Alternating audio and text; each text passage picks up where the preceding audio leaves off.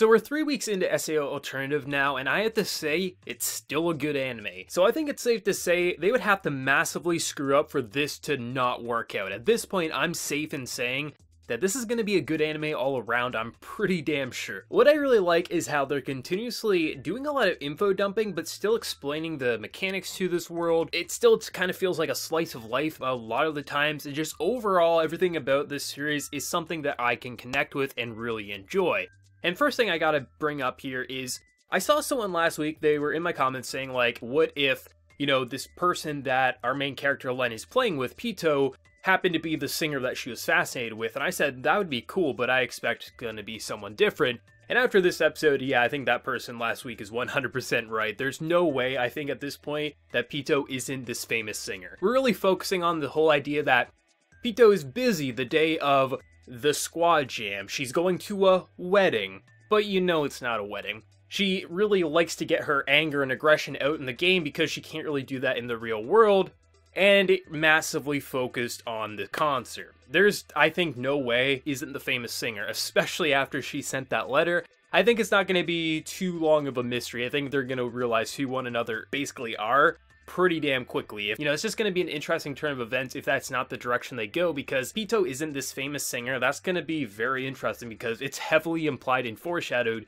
in this episode, and I'm perfectly fine with her being basically a famous person escaping from reality in the game. I'd be perfectly fine with it. It's much better than an evil villain or a random nobody in the anime. That perfectly works. What I like about this anime a lot is how it actually makes it feel like this doesn't just feel like a game, because if you're in this VR simulation, this feels like reality, you're living and breathing in this world, you expect it to not feel like a traditional game you would play in our own world, because our VR is not even nearly as close to being this kind of realistic like something like Gale Online. I like the idea of just having the characters kick back and relax and eat, but then you have all these like ins and out where like M will be explaining, hey, you know, if you have a knife, you gotta basically have it at the back of your hip, draw it with your right hand, slice upwards, and he's going very detailed. Like, this actually feels like warfare. It doesn't feel like it's just a game where you point and shoot. It actually has a lot of mechanics, and it makes you believe, like, this actually feels real. Like, they're convincing the viewer that, sure, this is a game, but the VR is so complex and advanced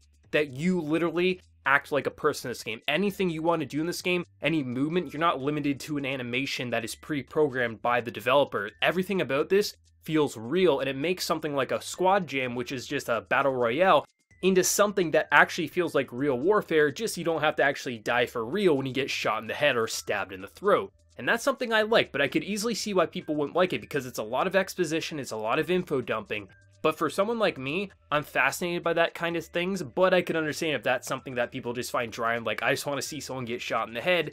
For me, I actually like all that information, especially coming from a character like M, who's a very calm, cool, and kind of collected sniper, and I absolutely love all of his dialogue and him teaching Len the ins and outs on how to be a great warrior for Squad Jam. And I expect he's probably someone in the real world, like a bouncer, or like maybe he was actually in the military, or maybe he's the bodyguard for the famous singer. I think that's definitely a high chance of something like that happening. But overall, I like all the information it adds to it, and there's a lot of downtime, a lot of slice of life moments, and there's even stuff outside of the game, which is something I was really hoping they would do, because we're not trapped in the game. There's no life or death situation BS that the original SAO was kind of held down by. So I like the fact that we do see Len outside in her human form, not her avatar form, seeing just how tall she is compared to people her own age where they look like children, and then she's just towering over him, and you can understand her self-consciousness and just why she is so kind of scared and kind of like ashamed of herself in a lot of ways. It really does give you a better picture, but I just like the fact that we aren't limited to just the game. We can have the outside world and things like that. I think it actually adds a lot to this series, which it's something I didn't really think I wanted, but seeing it a little bit here or there throughout the past few episodes, I do appreciate seeing her outside of the game, talking on the phone, and just not being kind of like forced down into this game. Because as much as fun as Gale Online is, I prefer just having nothing kind of hold the viewer down. It has the slice of life, it has the action, it has the exposition, it has just the downtime outside the game. It just adds a lot to these episodes, and I think it actually makes this SAO anime something that's actually pretty solid all around. And something that I found incredibly funny was how we literally have the author of the original SAO alternative novel and the author of Kino's Journey self-insert himself into this series. And you can take a look at some images of the guy, but he literally puts himself as the creator of Gale Online, it seems like, in this episode, and that's absolutely hilarious in my books. I really enjoy it when creators self-insert themselves into a series, but not make themselves the protagonist or anything, but just have a small role, or in this case, a pretty big role, but still pretty small in terms of a focal character. It's hilarious that he self-inserted himself as the game's creator. That's just awesome. I have to give shouts out there.